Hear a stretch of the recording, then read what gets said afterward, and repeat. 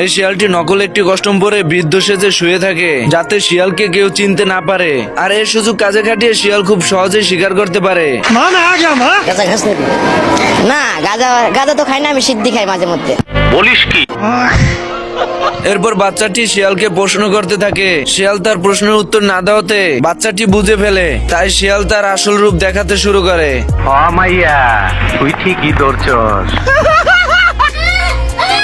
I জায়গা পাট খেতে। তোরা কে নাচ আমার বাসা, আমার বোর কাপড় পরছে আমার শাশুড়ি, আমি জানতাম না। এদিকে শুকুরের বাচ্চাগুলো শিয়ালের ভয়ে ঘাটের নিচে ঢুকে পড়ে। বড় শুকুর এসব দেখে জিজ্ঞেস করতেই বলে শিয়ালের কথা। শিয়ালের কথা শুনে বড় শুকুর দৌড়ে চলে আসে এবং যন্ত্রপাতি নিয়ে শিয়াল তাড়ানোর জন্য চলে যায়। কিসের বিয়ে? হ্যাঁ, কিসের বিয়ে? এই বিয়ে আমি মানি না। শুকুর এসে শিয়ালকে দেখে বলতে থাকে, কাঙ্কির পোলা তোরে আমি খুঁজে বেড়াইতাছি। এরপর শুকুর কিছু ভারতের গুঁড়া নিয়ে শিয়ালের জামার ভিতর ঢেলে দেয় এবং আগুনের কাছে গিয়ে আগুন এনে ভারতের উপর ঢালতি বাপরে, ওরে দাদা রে, অত সস্তা না। কোন শালা জীবনে আমাকে বিয়ে দিতে পারবি না।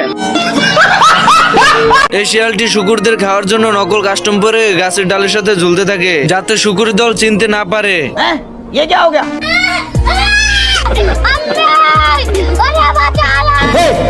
শিয়াল তো পিছু পিছু দৌড়াতে গিয়ে গাছের ফাঁকে আটকে যায়।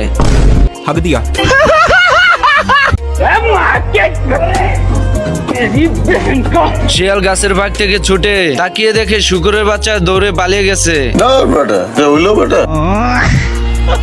শুকুরের বাচ্চাগুলো পালিয়ে যাওয়াতে শিয়াল প্ল্যানিং করে শুকুরদের বাসায় চলে যায়। শিয়াল বুড়ো মানুষের উপর ঝাঁপ দিতে বুড়ো মানুষটি দৌড়ে গিয়ে অর্ধের ভিতর লুকিয়ে পড়ে। এদিকে বৃদ্ধের নাতি শিয়ালের ভয়ে বাড়িতে চলে আসে এবং দরজা টোকা দিতেই শিয়াল বুঝে যায়, তাই সঙ্গে সঙ্গে বৃদ্ধের কাপড় চোপড় পরে নেয়, যাতে বাচ্চাটি না বুঝতে পারে। বন্ধুরা, ভিডিওটি ভালো লাগলে লাইক শেয়ার করে দেবে, আর পার্ট 2 দেখতে চাইলে অবশ্যই কমেন্ট বক্সে জানাবে। ডিসেম্বরের মধ্যে পার্ট 2 দিতে হবে। আমার চ্যাটার বাল, হাত ফালা কথা।